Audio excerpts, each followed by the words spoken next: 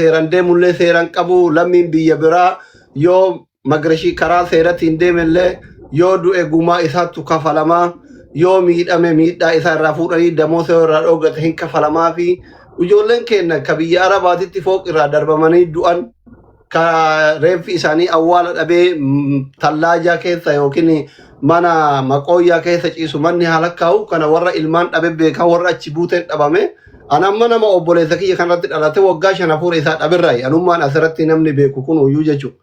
Namni biyya arabaa kanatti madaa hin qabne namni irraa hin du'in namni irraa hin madaayin namni irraa hin cabin namni irraa ijji hin badin namni irraa kaleen daalaasis dhukkuba kaleetiin hin qabamin hin jiru. Akkamitti walumaa galatti miskiinan biyya arabaa ijoollee rabbiin malee nama hin qabne mootummaa hin qabne kana akkamitti yaadatte gaafii jalqabaa waggaa dheeraatti booyaa turre.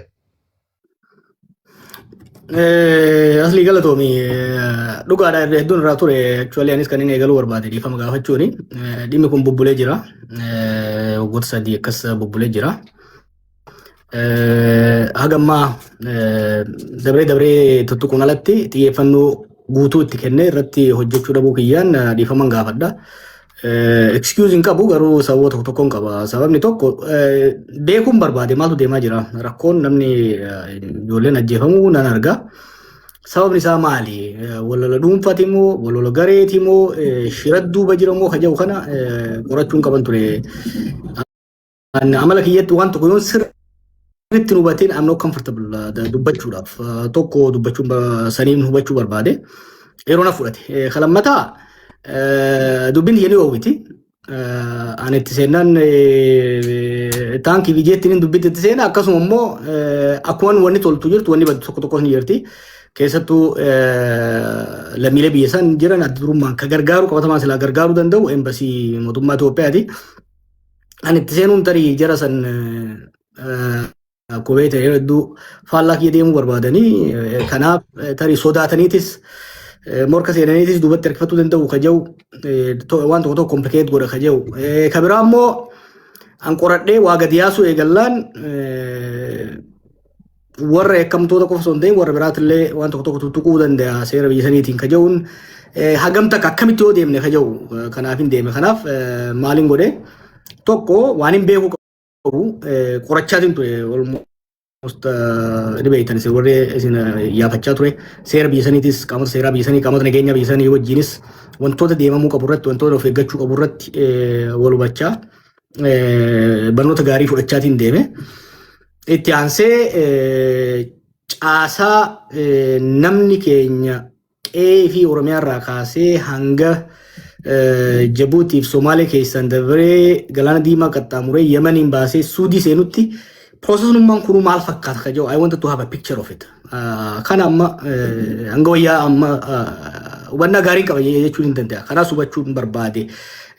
Kanaafin hagammaa isinirraa ture turuu kiyyatti dhiifaman gaafadha amma garuu kana caala turuun tokko warri garri mootummaatis tarkaanfiin isaa fudhataa jiran hin agarre. Warri Suudiitis waggaa gaafannu namni dubbii kana xiyyeeffannoo nuuf kennee hin jiru. Inumaatu yakka biyya keenya keessatti hojjetamu kana tarkaanfii fudhachuufu odeeffannoo hawaasni keessanii mootummaan keessan odeeffannoo waan nuuf hin kennineef yoo akkuma nasiibaa irra buune malee osoo dhageenyu osoo agarruu tarkaanfii fudhachuudhaaf namoota kana qabuudhaaf adabuudhaaf mootummaan keessanis hawaasni keessanillee rakkoo qabaa sadarkaa jannirra gahan jechuudha. Kana egaa wal hubannaa irra eegageenya booda gara saaxilutti deemne kanaafin ture Dr. Asli.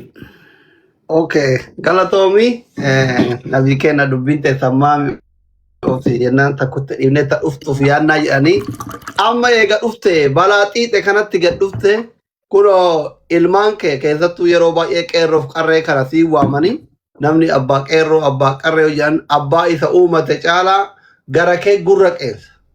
Shabaabni umriin isaanii 18 olii fi amma ijoolleen kun 20 olii fi warraaga 40moota keessa illee warra jiru jira guddammaan kasilaa guddaa kamataa arrii hunda jira waan dhufte kana kunoo balaa o'etti gad dhufte wanti isaan gochi isaa walirratti raawwataa jiran laaluufuu dhaga'uufuu nama jibbisiisa waan nama bineensa irratti hin taane walirratti raawwataa jiran ijoolleen kun afaan tokko dubbatanii ilmaan keeti irreedduun isaanii obboleewwan keeti wanni kun wanni amma irratti ijoolleen keenya biyya Arabaatti beekumsaan haa taatu wallaan haa taatu irratti godhamaa jiru kun furmaanni isaa maali? Ergamni isaa hoo maali? Wanni kun mootummaa siyaasa wal qabatamoo namummaatu namummaa ofii wallaalee akka garaa walitti jabaate maal irra geette? Furmaanni isaa maali? Sababa irraa hoggaa kaane asli keenya sababa irraa hoggaa kaane sababni duraa rakkoo dhuunfaati irraa ka'uu dandeenya. Ijoolleen kun ijoollee rakkoolee hedduu keessatti biyya keessatti rakkoo adda addaatiif saaxilamanii san booda biyya alagaa keessa bishaan hamaa isin beektan san keessa dabranii rakkoon xiinsammuudhaa psychological problem ijoolleen qabdu ni jirti. Eegaa achi leetee boodas qoricha sammuu adda addaatiif saaxilamuun ni jira. Akka dhuunfatitti namoonni sammuun isaanii jeeqamanii jiran kan yakka akkanaa hojjetaa jiran beeki wanti Oromoon fi Itoophiyaan gosa diin kana keessa dabre. Collective psychosis keessa waan nama galchuu wal maraatuu waloo manni biyyattii guutuutu sadarkaa maraatuu keessa galuu danda'a ture. Rakkoon kun ni jira. Tokko kana lammaffaa kanarra dabaltee atakaaroo wal morkii dhuunfaa kan social media irratti social media kun akkuma faayidaa qabu miidhaas qaba. Yoo if martee if qabdee deemuu dandeesse malee yoo if gadhiifte yoo laaltan ijoolleen kun hoggaa laayivii wal miidhan lubbuu namaatu ittiin fakkaatu kompiitar geem itti fakkaata. Fakkeenya tokkoon isinii kenna lolli dirooniidhaa kun amma namni dur hoggaa ol lolu kilaashii isaa ta'u girnoo qabatee wal harkaat yookiin immoo uleenis yoo taate dur irraa kaasee wal harkaa waan wal dha'uuf anis niin du'a jaa nama duus ni harka waliin hafuudhaa jira. Waliin hawuu sodaachuunis dhiiga sodaachuunis ni jira. Wanni dirooniin tun fidde maali? Fagoo teesseeti nama dhooyita. Nama dhawusa biran geessu atillee hin dhayamtu. So what this drone warfare did? Emotionidha keessaa baase. Bikka takka ruumii diroonii tokko dhaqee ilaaleen ture biyyoitiitti. Ijoolleen achi keessa jiru ijoollee xiqqoo ijoollee amma 20 keessaa tana hoggaa lolarra diroonii dhukaasan akka nama geema kompiitara taphatuutti if ilaalanii jechuudha. Akka nama ajjeesanitti osoo hin ta'in akka nama geema kompiitara taphatuutti ilaalanii jechuudha. So social media kanarratti ijoolleen jirtuuttuni wal morkiif wal dorgommiin isaan qaban kun akka waan nama ajjeesanitti osoo hin ta'in akka waan geema taphatanitti warri fudhatanillee akka jiran hubachuun barbaachisaadha. Kanaan wal qabatee keessattuu hedduu kasi aarsu ijoolleen biyya lixaa jirtu. Ijoolleen umriidhaan tutturte. Ijoolleen amma 25 gadii tana dhiisuu fi dandeenya. Ijoolleen daaddaa teenyaa warri biyya Awurooppaa jiran biyya Ameerikaa jiran kan cufa luqumsan isaanoo maaliif waan kana keessatti hirmaatan hoggaa laallu bololaaf wal dorgommii dhuunfaa qotaa Jamaaliif Khadiir dhuunfaadhaan godhan gara social miidiyaatti fidan abaluu laayikii akkamina jaalerraa wallola dubara irratti qabanirraa fuudhaniiti guuza baafatan guuza kana isaa baafatan gosaa fi gandatti galfatanii jechuudha. Barbaachisaa kana maqaa isiniif hin daa qoradheetiin jira amma ijoolleen diyaasporaa ture maalirraa kaatee dubbiin ture isarraa akka kaatanii beektan dhimma dhuunfaa xiqqaa tokkorraa kaatee babal'ataa dhufte jechuudha. So rakkoon biraa ka agarru gama dhuunfaatiin isa kana gara namoonni dhuunfaa keessa jiran wanni kun babal'ataa hoggaa deemu shirri siyaasaas keessa dhufee jira. Kana bal'inaan gara fuulduraas kan hin dhiyeessu ta'a. Kunis maali? Yeroo paatarniidhaan laale fakkeenyaaf achuulee nama tokkotu alartii itti na godhe qorate yeroo walajjeechaan tun dhuftu hundi san dura guyyaa tokko lama oowwa siyaasaatii Itoophiyaa keessa jiraata.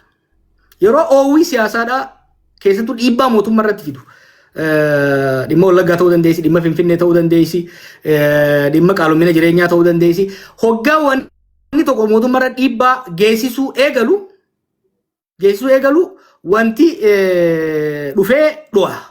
Asirratti wanti godhamu kun jechuudha. Amma kan eeggataa kun faan is very very suspicious. Yoo agartan paatarniin ajjechaawwan amma duraa kun dura ololaan walitti dhaadachuun godhameeti ajjechaatti deemamaa ture. Kan eeggataa kun sadan osoo itti namni hedduun ofirraan beekin osoo sirriitti hin beeksifameen godhamee jechuudha. Maaliif dhimma amma deemaa jiru kana jijjiiruudhaaf akka ta'e wanni siyaasaas ni agarra. Sankoo osoo hin ta'in qorannaa maafiyaa 220 godhe keessatti xiqqoo tokko isinii tuqaatiin ture. Warra tikaa mootummaa ta'an keessaa yeroo adda addaatti biyyoota Arabaa kanatti deddeebi'aa turantu jira. Takka sababni irra utaalee maafiyaa daddabarsa nama Oromiyaa irraa kaasee hanga Saawudii akkasumas baadiyyaa biyya Saawudii keessatti alkoolii fi diraga adda addaa qopheessuudhaan biyya san keessa raabsan maafiyaa humna ciccimaa qabu hidhatee jira akkuma isin beektan. Maafiyaan kunis shoora keessaa qaba jechuudha. Maafiyaan kun immoo tiga biyya wajjin qabdi. Baay'ee maafiyoota kana keessa warra amma isin agarre sooshaal miidiyaatti mul'anne ka dur dahnati wayyaanidhaa turan. Ka dahnati Yaman turan. Ka dahnati Soomalee turan. Ka dahnati Eertiraa turan. Ka dahnati Bilisiginaa turan daldala kana keessatti hirmaachaa jiran. Biizinasa guddaadha wanni kun.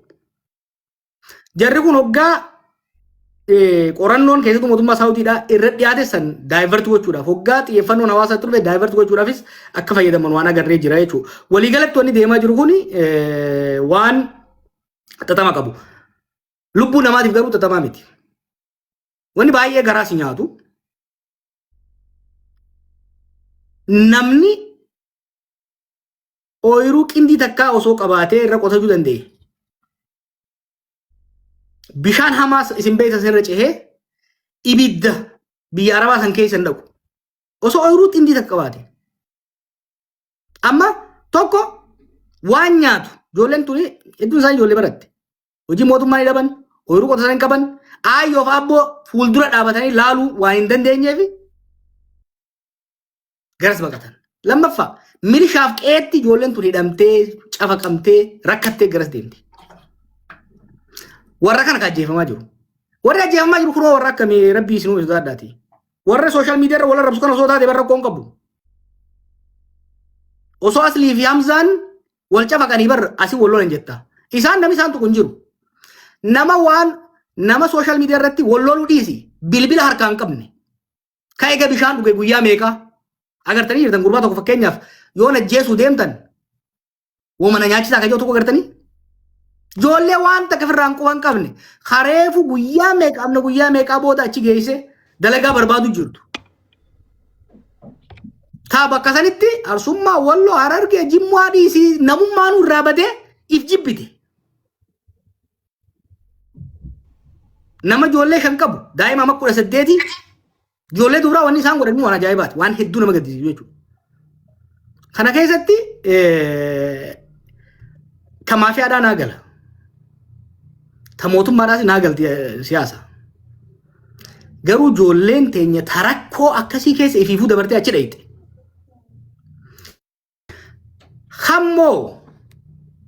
Kammoo Liibiyaadhaan kutee Ijiptiin kutee namni meeqa biraa du'ee gargaarsa rabbiitiin Awurooppaa fi Ameerikaa ga'e. Awurooppaa fi Ameerikaatti maqaa Oromootiif Oromummaatiin hawaasa Oromootiin gargaarfamee waraqaa argate. Arra gaddeebi'ee miskiina waan nyaatu dhabee biyyarraa baqate. Miskiina lubbuu fi ayyoof abboonsaa akka milishaa hin ajjeefne lubbuu isaa mallaqaan bittee suutiitti ergite ajjeesaa jira jechuudha. Hiraarsaa jira jechuudha. Balaan tokko nurra gahaa jiru dhumaatii namaati. Akeekni waan kanaa maali jennee alaallu. Kana jeetiin raaboo. Akeekni waan kanaa tokko jarri maafiyootatis namoonni dhuunfaa kunis dantaa dhuunfaa fi waloo gaggeessuudha barbaada. Miidhaaf akeekni waan kanaa du'a lubbuu namootaa qofa miti. Waggoota 8 dabre kana systematically